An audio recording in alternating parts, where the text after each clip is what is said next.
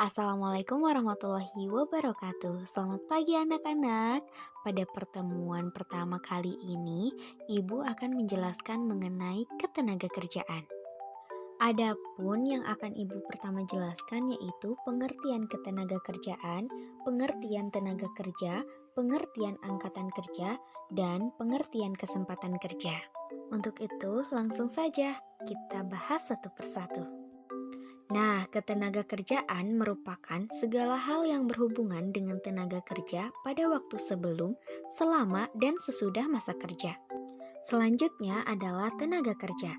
Tenaga kerja merupakan setiap orang yang mampu melakukan pekerjaan guna menghasilkan barang dan jasa untuk memenuhi kebutuhannya sendiri ataupun masyarakat. Yang ketiga adalah angkatan kerja. Nah, kelompok tenaga kerja itu terdapat dua golongan, yaitu yang pertama, angkatan kerja, yang kedua, bukan angkatan kerja. Angkatan kerja merupakan penduduk dalam usia kerja atau 15 tahun hingga 64 tahun, baik yang telah bekerja maupun yang belum bekerja.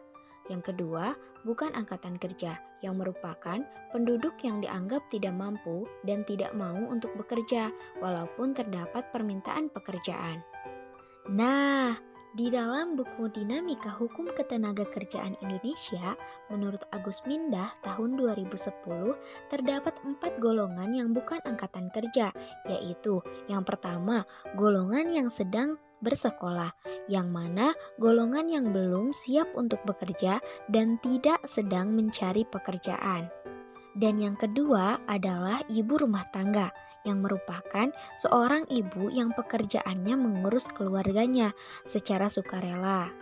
Yang ketiga adalah orang yang berusia di bawah 15 tahun dan di atas 64 tahun, yang mana usia di bawah 15 tahun merupakan anak usia wajib belajar, sedangkan di atas 64 tahun adalah usia di mana seseorang sudah tidak produktif lagi untuk bekerja.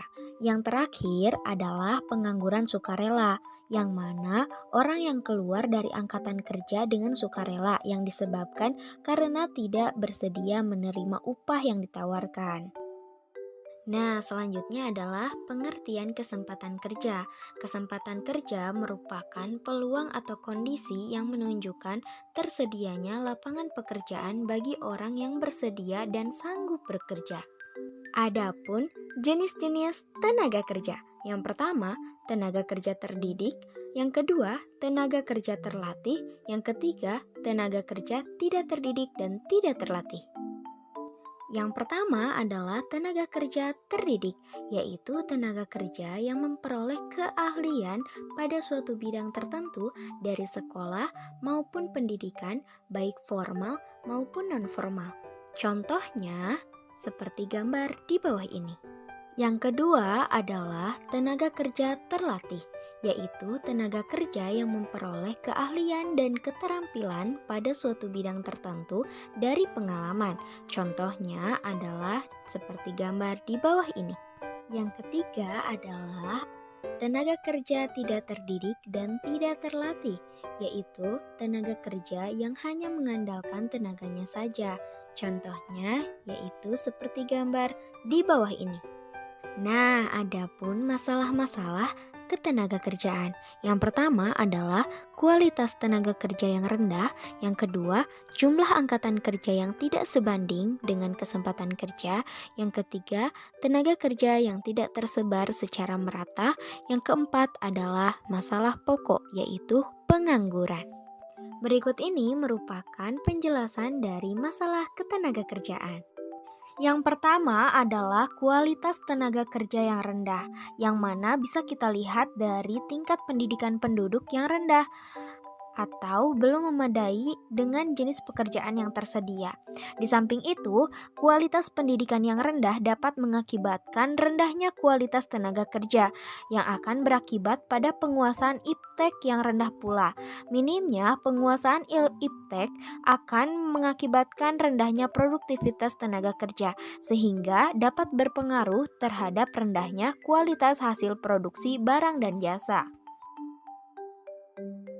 Yang kedua adalah jumlah angkatan kerja yang tidak sebanding dengan kesempatan kerja, yang mana jumlah angkatan kerja yang selalu bertambah setiap tahunnya, sedangkan ditambah kesempatan kerja yang terbatas, sehingga angkatan kerja tidak tertampung dalam lapangan kerja yang berakibat timbulnya pengangguran.